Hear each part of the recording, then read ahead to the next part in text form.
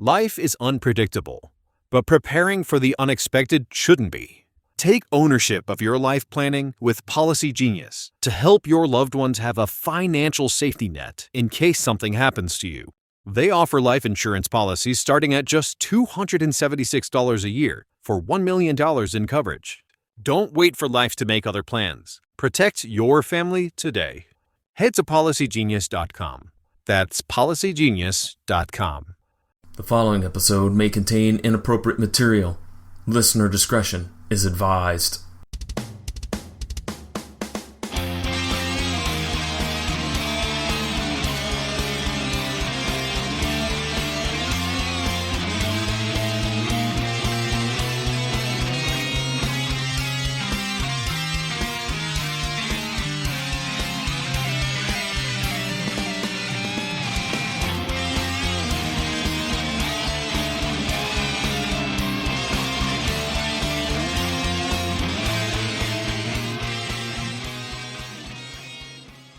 Welcome, ladies and gentlemen, to another fantastic and fun episode of Mattalk, the only podcast that loves to pay homage to everyone's favorite courtroom drama, Matlock.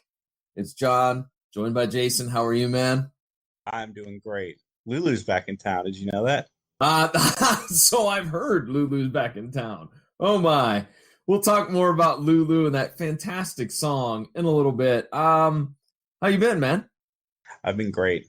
I bought the complete series. I think I said that on the last episode. So this is my first time cracking into that. Oh, okay. All right, gotcha. Yeah, things over here, same old, nothing really new. But I understand we have an email from someone. Would you like to talk about that real quick, Jason? I would love to. It's from Catherine Pekowski, and I'm sorry if I butchered that last name. It says, "Hi, I would like to join in as an avid fan." And we've been thinking about how we're going to do this. We would like to have more fan interaction. So I don't know. We've talked a little bit about maybe, offering up for somebody like Catherine who wants to be on. Maybe we watch an episode and then maybe have them come on as a guest. We're not sure, but Catherine, we have your contact info, right, Jason? Yeah, I have her email address right there. There you go. So maybe we'll be in touch real soon, and maybe you can join the madness, as we like to say over here at Mattalk. I don't know if it's really madness, but it seemed like the right thing to say, right, Jason? Yeah. Okay. Lulu's back in town. Stupid Lulu. All right, well, you know what? Let's get right on into it. Let's not waste any time. Let's jump on in because there's a lot to talk about in this episode. So, Jason, are you ready for our opening statements? I absolutely 100% am. All right, well, here we go. The episode that we're going to be talking about is entitled The People versus Matlock. The original air date is March 24th, 1987. And I'm going to be honest, Jason. While researching the guest stars, there's not too many very notable guest stars. Not disrespecting them, but just some of the more bigger names that we've had in the past. This one's more of a kind of a low-key guest star list. And in fact, I'm going to talk about two of them because they are probably the two main characters. And we're going to be talking a lot about them. Main character number one, played by Arthur Rosenberg. And that character is, of course, John Linford. Arthur has appeared in many other projects, such as a couple episodes of The Incredible Hulk. Cujo, playing the role of Roger Breakstone, probably most known for playing Captain and then later Commissioner Kane on the police drama Hunter. He was Dr. Epphart in many episodes of Beverly Hills 90210. And I'd like to just highlight probably what is, for me, a great credit to have. He played the role of Doctor in the TV movie Captain America 2, Death Too Soon. Jason, you are obviously familiar with these terrible superhero shows that were TV movies back in the 70s, right? I have not seen the original Captain America films. I want to so bad. And I think this guy would be worth reaching out to. I think we need to get him on Mattalk because he was on Matlock 3 times. He was also on The Incredible Hulk. Doesn't look like he has done much acting since he was on JAG. but it looks like he's still around. So I would love to talk to this guy. I think All we need to right. make it happen. Okay.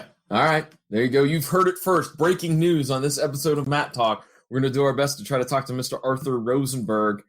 I vaguely remember as a kid some of those made-for-TV superhero movies. I have later on in life seen the original Captain America. It's pretty bad. I didn't know there was a sequel, to be bluntly honest.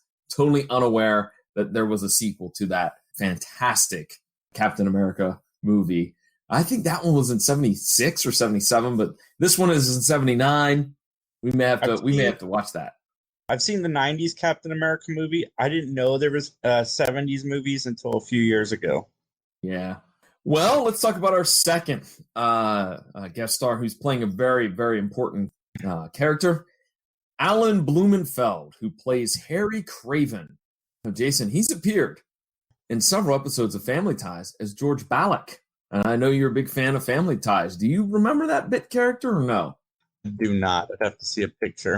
Well, he's also appeared in the NBC show Heroes as Maury Parkman and has also appeared in Gilmore Girls as Rabbi Barons. And he has a whole list of other credits to his name. But we're going to see quite a bit of Alan playing the role of Harry Craven. I remember him from Heroes. Yeah, this guy's been in quite a bit of cool stuff. Murder One, Diary of a Serial Killer, NYPD Blue. This is another guy. I might have to add this guy to our list of people to talk to. You know, I love talking to the actors that were in all the old shows. I know. That's why we're doing this show. No trifecta. He wasn't on Murder, She Wrote, but he was on Perry Mason and Matlock. Okay. Very few do the trifecta. Very few. Yeah. Well, unfortunately, we do have a little bit of somber news to mention before we move on to the main part of our episode. This episode, The People vs. Matlock, will mark the last appearance of Linda Purl as Charlene Matlock. Yeah, the phasing her out has been going on for the last few episodes we've done. And when they mentioned she was going to Miami, I knew I wasn't going to see her again. And for those of you that are joining us here, maybe over the last couple of weeks, we did get a chance to talk to Linda Purl. So please go back to anchor.fm/MattTalk or through our Facebook page. Find that episode. It was really fun. Really enjoyed chatting with Linda Purl. We talk about why she was phased out as Charlene and, some of the ins and outs of things that went on behind the scenes. So give that a listen, please. We would really, really appreciate it. And, hey, maybe if you've already heard it, go back and listen to it again, right? Yeah, why not? I've listened to it a few times, and I'm the one who did the interview, so definitely check it out. There you go. I mean, we're not biased or anything, but definitely check it out. So, all right, Jason, with that, are you ready to give an opinion, your opinion, and nothing but your opinion, so help you? I do.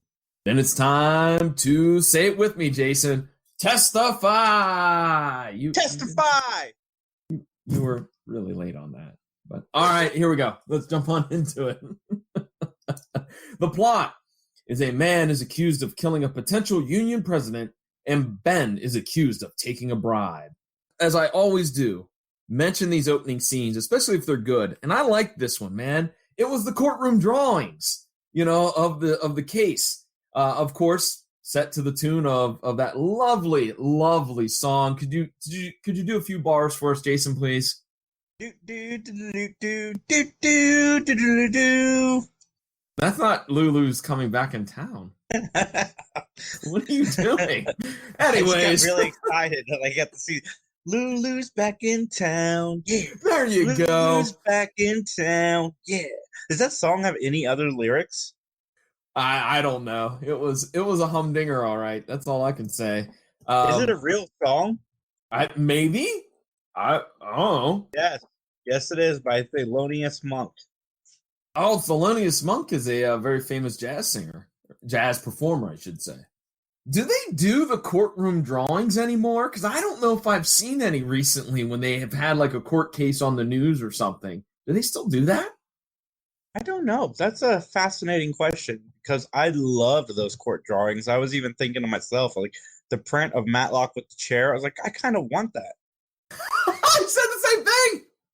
I want that for my office. That would be awesome to have.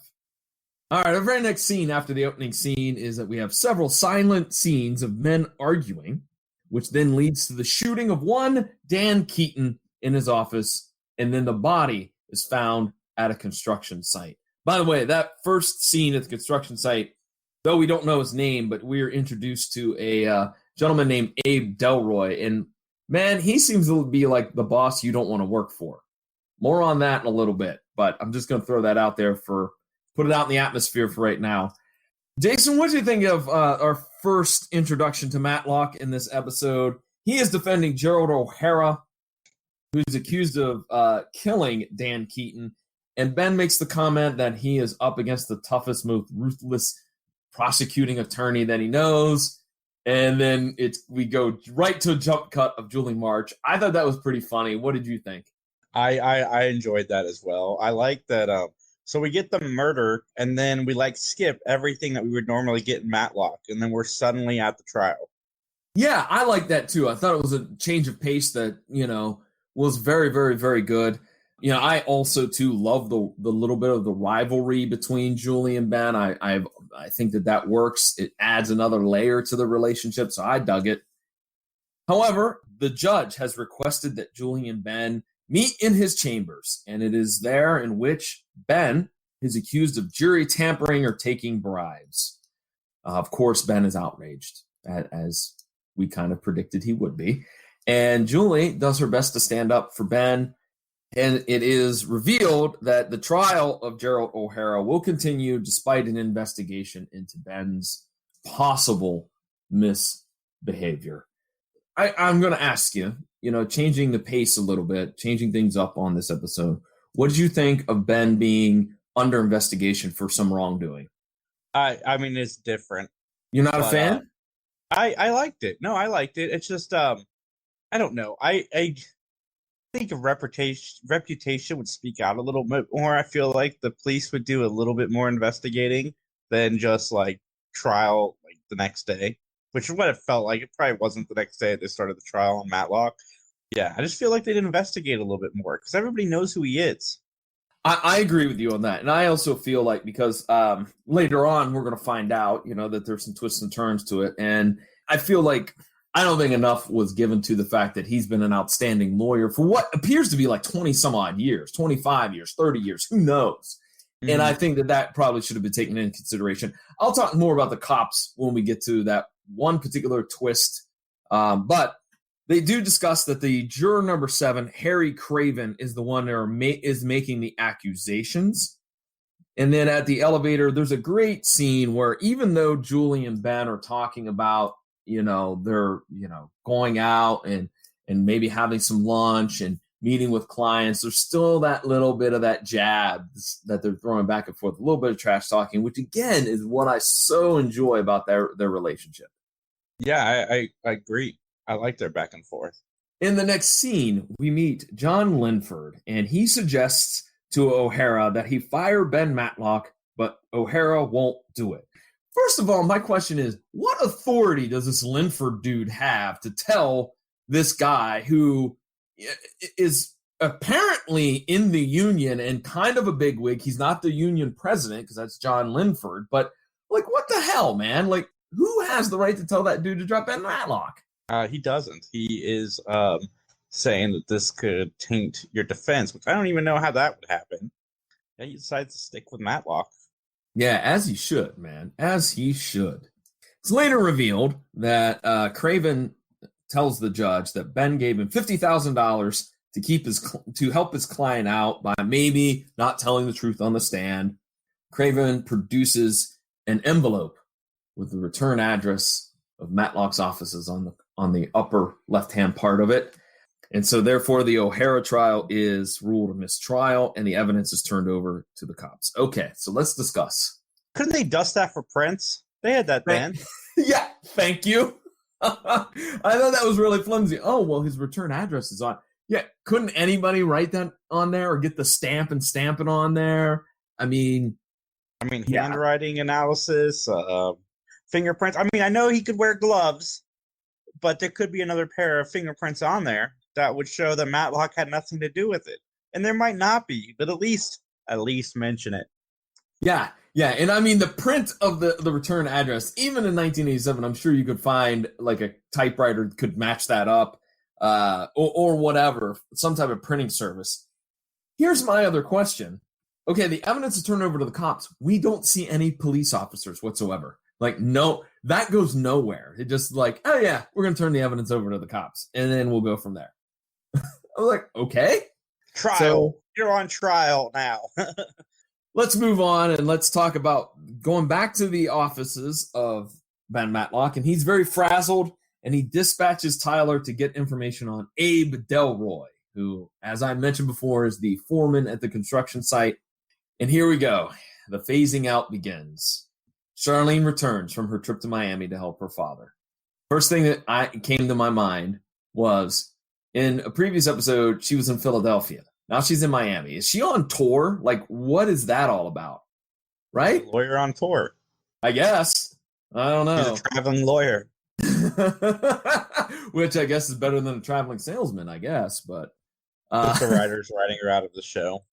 I really think in this whole, and I'm going to give the description, but this whole method of writing her out is horrible. It's terrible. And it's clearly evident that there was some bad feelings among probably the writing staff, the production company, the producers, maybe even Andy Griffith himself, just the way in which they just kind of sweep her right under the rug. Julie arrives to say that she's going to defend Ben, and this upsets Charlene, so she goes into her office. Ben tries to smooth things over by explaining that if Charlene loses, she will never forgive herself. She needs to go to Miami and win that case. Yeah, Linda, you need to go to Miami because you're not on the show anymore, and I can't have you defending me because you're not on the show anymore. See, this is my thing. Look, it's her last episode. Why can't she be second chair counsel? Why can't she just have a couple more minutes in the episode just to kind of like wrap things up? Like, this was just the worst way.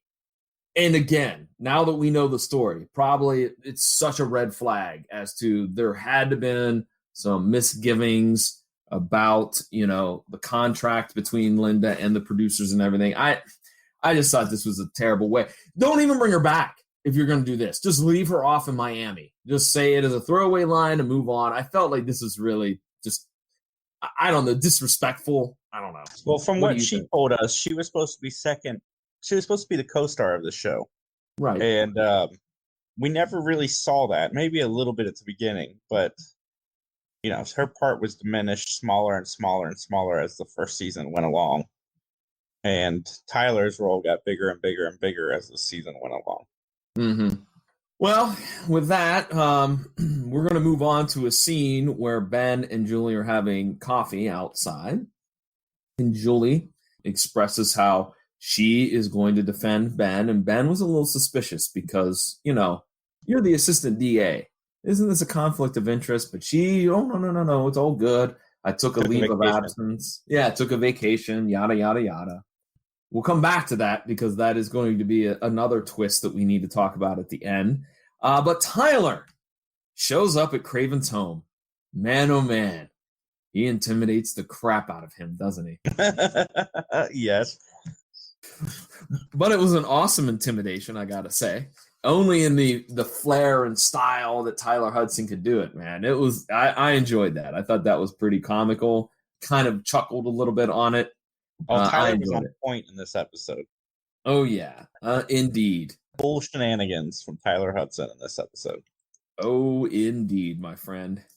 All right, John Linford takes Ben on a tour of the office and shows him the massive room of PCs that handle all of the money for the union, explaining that the money goes to the bank, and then from the bank it's brought over here in some electronic transfer, and no way anybody could steal money from the union. It is at this point, I will be honest, it is at this point, Jason, and I don't know, maybe you agree with me or you don't, I started getting a little bit suspicious of Linford. I thought for a second, before I started getting suspicious of Linford, that Ben's client actually did it. Really? O'Hara?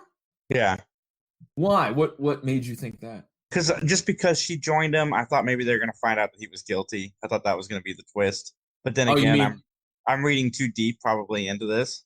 Oh, you mean when Julie joined the team, so to Mhm. speak? Oh, okay. All right.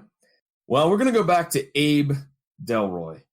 Does this dude do nothing but yell at his workers? Because that's all it seems that he does. You know what I mean? Yes. I mean, multiple scenes on the construction site, and all he's doing is, "Hey, you're not on break. Let's go. Get that stuff done." Rah, rah, rah, rah, rah. He just seems like that's all he does all day long.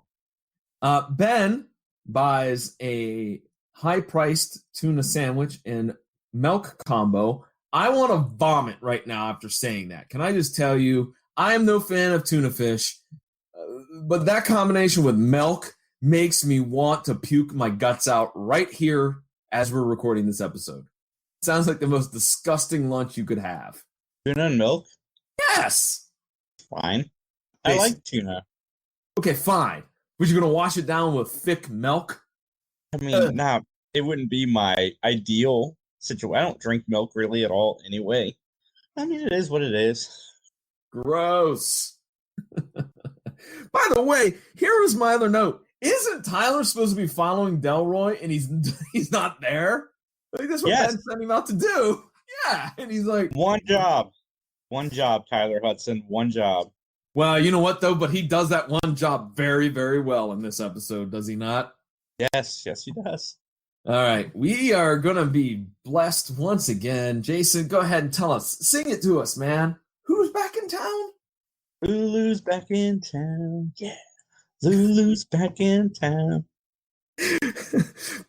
Ben and Julie are over at the restaurant. I believe it's Ray Templeton's. I don't believe it's been named yet, but I believe that that's the inference that we can make.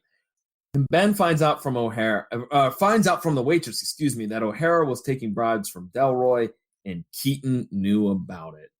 Boy, that waitress seemed like she didn't really want to get involved, and she kind of was bullied into coughing up that info, wasn't it? Yes. Yeah, you can't say no to Ben because he's not going to let go. He's like a pit bull. You know something, he's going to get it out of you. He is. He didn't have to try very hard.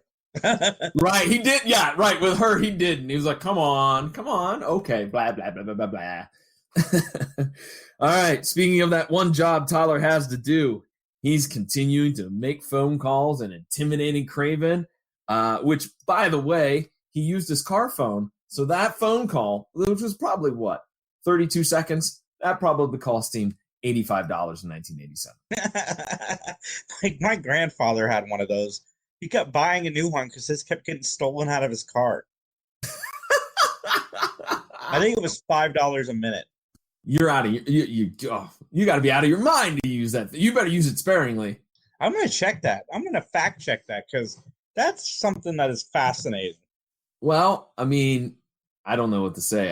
I feel like I could hear my own parents going, John, you only use the car phone if it's an emergency. Don't be just picking it up just to call your friends while you're driving around town.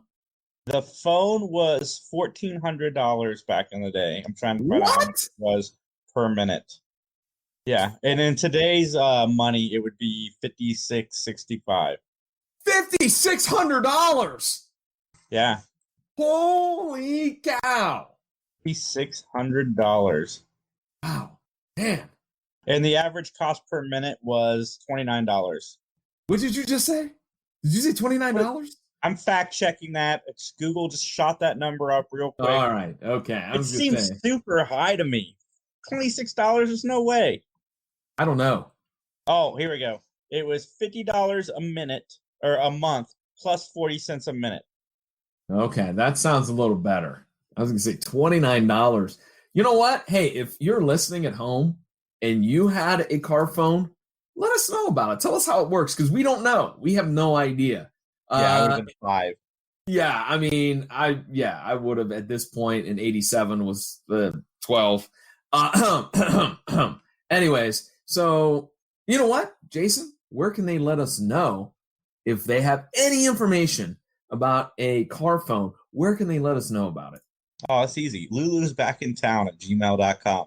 That is not the email address. It is Ben Mattalk, BenMattalk at gmail.com. Or you can leave us a message over on the Facebook page at Mattalk Podcast. Or you can even find us on Twitter at Mattalk_podcast. And yeah, drop us a line. Let us know how this fabulous technology back in 1987 worked. One thing we didn't talk about is Tyler's scuffle with Craven at the mailbox over the package, man, over that one stinking package. But it still ends up in the slot, and that forces Tyler to wait around to try to talk to the mailman. And I'm talking about the mailman, not Carl Malone. He's not in the episode. Although that would have been a sweet cameo, though, if he was the mailman, wouldn't it? Yeah. Although I don't think the producers of Matlock wanted to have NBA superstars on the show. But anyways, and the mailman, he ain't having it, man. You want this package? You got to go downtown. You got to fill out some forms, man. So no matter how much you try to sweet talk me and tell me about your troubles with Sicily, sorry, ain't happening. What'd you think about Tyler's scam that doesn't quite work out? It's funny. It was a funny little bit. I knew it wasn't going to work out. Like, if the mailman had handed him the package, I probably would have rolled my eyes and rated this episode a lot lower than. Yeah. We'll come back to another scam that doesn't quite pay off for Tyler as well. So Ben and Julie confront O'Hara, who he says that he's not going to talk in front of her because she's the DA. And this is where it's revealed that Julie quit the DA's office, right? Much to the surprise of Ben. Didn't kind of see that coming. I really didn't. Well, she must really like Ben. Yeah, I agree. She gave up her job for him to defend his honor. For one trial.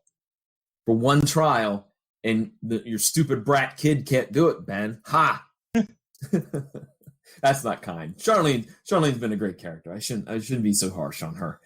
It's revealed that Delroy has a monopoly on the food trucks in the area, making $200,000 on this scam. And while he was taking that kickback, he says he doesn't kill Keaton. I didn't know that food trucks were that lucrative, man.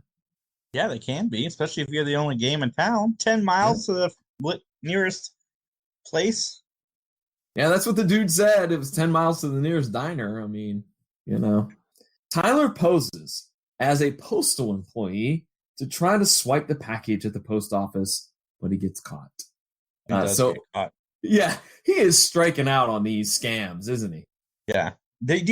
Real quick, though, do you think Matlock ended up buying the tuna sandwich? I think, because I think he mentions in the courtroom scene that that they charged him, I think is the phrase. So, yeah, $4.25 for that tuna and milk combo. I'm like, that's cheap. Yeah, right. Yeah, I'm like, man, that's cheap. You get that at Panera for under $8. No, exactly.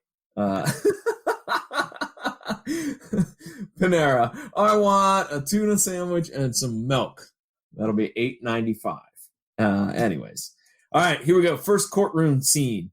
Craven actually has no witnesses to verify his story, okay? That's revealed. And then Ben just blows up randomly. That's a damn lie. This guy's a jackass. That's a damn lie. This must have been the scene where Andy Griffith goes, I want to cuss a lot. And that's that he got his way. Yeah, there's a lot of uses of the word damn and jackass in this episode, which is fine. Which is fine, because I think that we've determined that term jackass is probably Ben Matlock's favorite insult. Well, as Julie and Ben talk about his outburst in court, Tyler arrives with a plan, which is to hide out and take pics of Linford getting his mail from his own P.O. box. So apparently Tyler's figured out, I guess they leave it up to us to kind of put two and two together, but he must have talked to the postmaster, explained the situation. They come up with this plan. So he takes the pictures as he's hiding in like this weird like wall that's not finished, and gets the evidence that he needs that indeed Linford picked back up $50,000. And we'll get to that in a few minutes. Okay, this was at the time a completely ridiculous scene, but it did make some sense. Julie and Ben go back to the union headquarters, and then after looking around, Julie wheels Ben in an office chair like a child. Question number one, who let them into the building? They didn't need to be let in. Ben's like a ninja. I mean, I'm sure he probably like used some legal mojo, like, oh, I gotta look for evidence to clear my client's name, blah blah blah. But it just That was the first thing that popped in my mind. Is like, who let them in? Because there's nobody there. Who let Matlock in?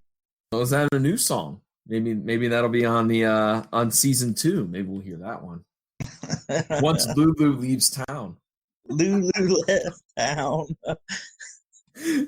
Julie wants to remove herself from being the lead lawyer and let Ben take over, but he declines. And so then we go to our courtroom number 2 scene, where Linford admits that he was receiving money. All right, because he tries to say he doesn't know what Julie's talking about, but Julie has a warrant, and they opened up the package, and there's $50,000 in there. And the way that Craven reacts, I assume that Craven wanted to give it back because he felt bad. And so we are going to take a field trip, Jason. Everybody in the courtroom, get on the bus. We're going to the union offices. Including the jury.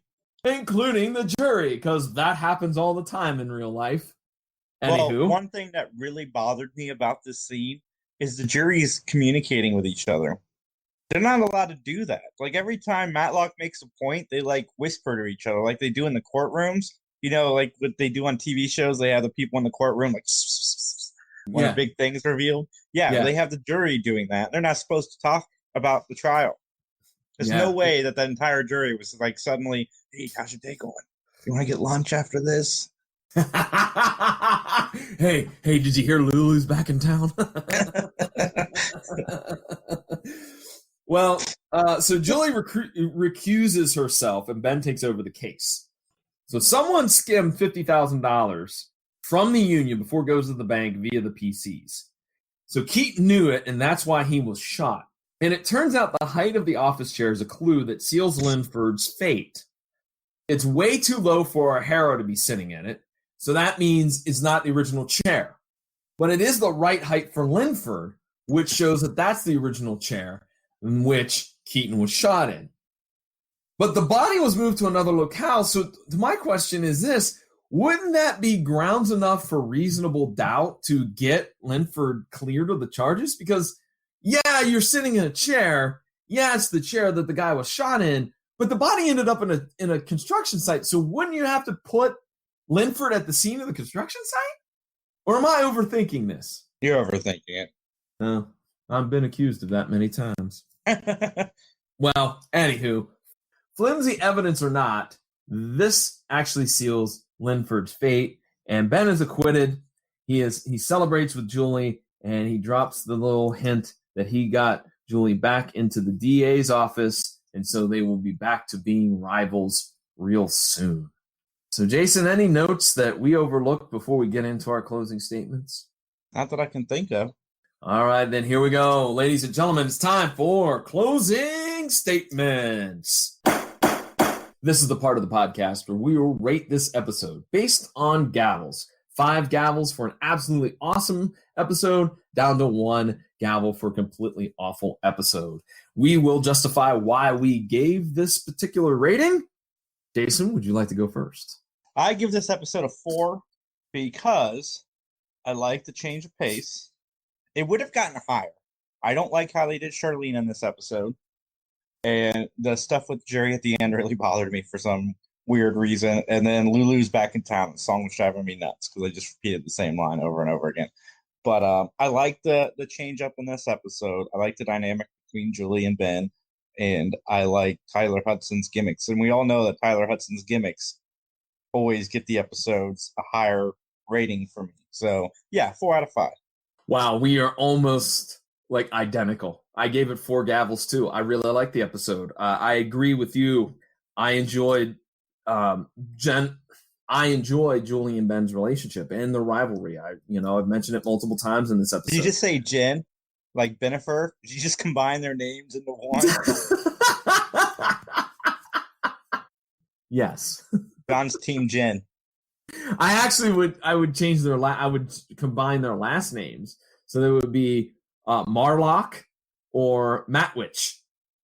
I like Matwitch. It's almost like Manwich, which would make sense for Ben because he loves food. Well, I enjoyed their relationship and the rivalry. I like Tyler doing Tyler things, as I wrote in my notes. I also like kind of switching things around in the way in which we went right to the trial for O'Hara. The fact that Ben was on the other side of the law, I like that. I also felt that there was a decent motive for the killing. Like, oh yeah, you know that I'm scamming everybody. I'm going to go ahead and off you. I thought that was good. Again, I totally hated, absolutely despised, loathed the way that they wrote Charlene out. And likewise, as I just said, I thought that maybe the reasoning for, like, you shot the guy in the office, but then you moved the body, and that kind of was wonky. I didn't like that because, again, I would think that that would cause some reasonable doubt that would allow Linford to get out of the charges. So, but yeah, 4 gavels. So, all right, Jason, with that, are there any podcasting projects you would like to plug real quick? Big Geeks Podcast is live every Sunday. John joins us every other week or so. So come check that out. I've been told it's like audio whiplash. Also, you can tune in to the Scene Snobs channel and the Three Geeks Facebook for the interview series that we do on every Monday and Saturday at 5 p.m.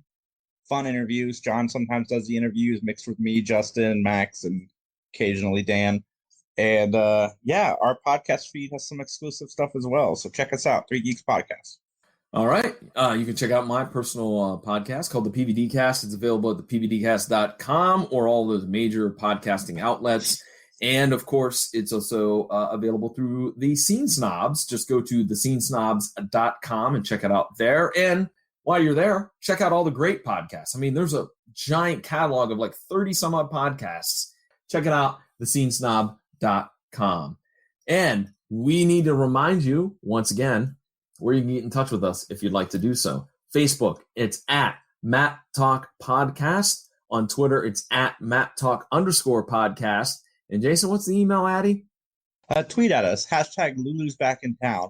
Also, email us, Ben Mattalk, BENMATTALK @gmail.com. If you just want to email us the words Lulu's back in town to let us know you're listening, abso-freaking-lutely. Also, something we've never mentioned before, and I'm going to start mentioning now, subscribe, leave a comment, let us know that you checked out this episode, rate and review, because as we're growing, you know, that helps. It helps so much. Just hitting a like button on Facebook or leaving a comment on a podcast feed, it's beyond helpful, and we appreciate it, all the support.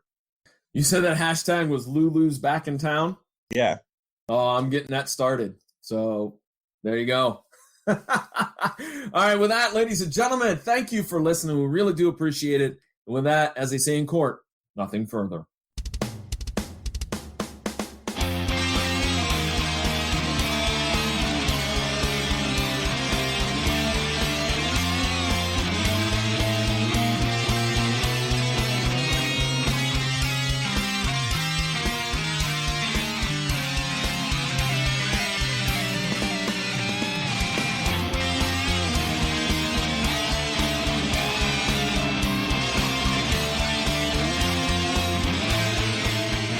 The following has been a joint production of the Three Geeks Podcast and John Orlando Enterprises, LLC. Copyright 2021.